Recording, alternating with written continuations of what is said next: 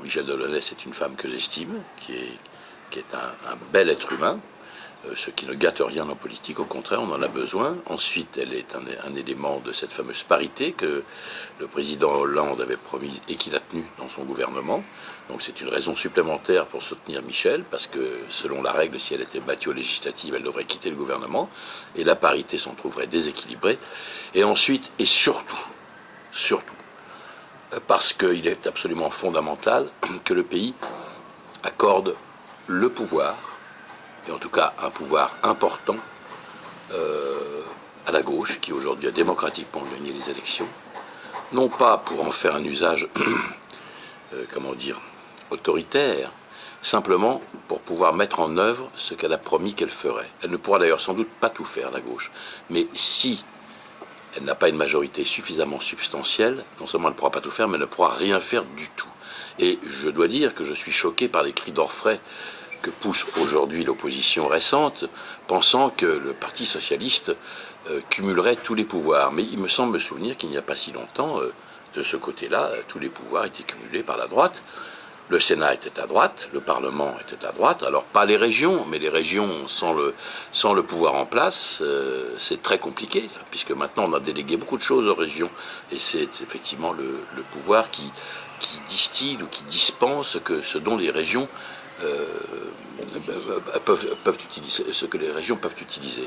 Donc, encore une fois, si on a décidé de ne pas mettre le pays en panne, qu'on soit de droite ou de gauche, si on veut être simplement un tout petit peu responsable, aujourd'hui l'élection a été encore une fois gagnée démocratiquement par la gauche, donnons les moyens à cette gauche de redresser le pays, de tordre le cou à cette saleté de dette qui pose des problèmes absolument gigantesques, en particulier évidemment aux plus défavorisés, et en même temps, comme le propose très courageusement le président Hollande, relançons la productivité, relançons la croissance, parce que sans croissance, on ne peut rien faire, sinon d'affamer les peuples. On voit bien ce qui se passe en Grèce.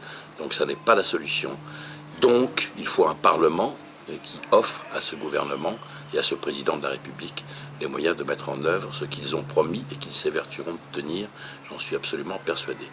Et Michèle Delaunay, eh bien, elle est un des éléments de ce fameux pouvoir. C'est une des raisons, pas la seule, mais c'est peut-être la principale, pour laquelle, bien sûr, je la soutiens. Ensuite, je l'aime beaucoup, elle est extrêmement sympathique, et vous savez, c'est comme ça la vie. Il y a des gens qu'on les croise comme ça, comme des comètes, et on se dit, tiens, voilà quelqu'un de bien. Voilà, quand j'ai croisé Michèle Delaunay, je me suis dit que c'était quelqu'un de bien, et rien n'est venu me contredire ce joli sentiment que j'ai eu tout de suite pour elle.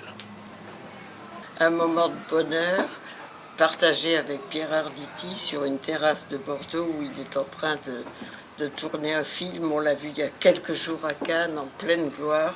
Et là, il est en pleine gentillesse et en pleine générosité, à nos côtés, au cœur de Bordeaux, pour illustrer notre ville, mais aussi et surtout pour exprimer son talent, mais aussi son engagement, sans réserve, autour et à côté de François Hollande, c'est-à-dire que la culture, le monde inspiré de la culture est autour de François Hollande, et tout simplement, je reprendrai ces mots, soyons conséquents, donnons une chance, mais quand je dis une chance, ça n'a rien, c'est pas une réserve, mais donnant toutes les possibilités à François Hollande pour redresser la France, tout simplement.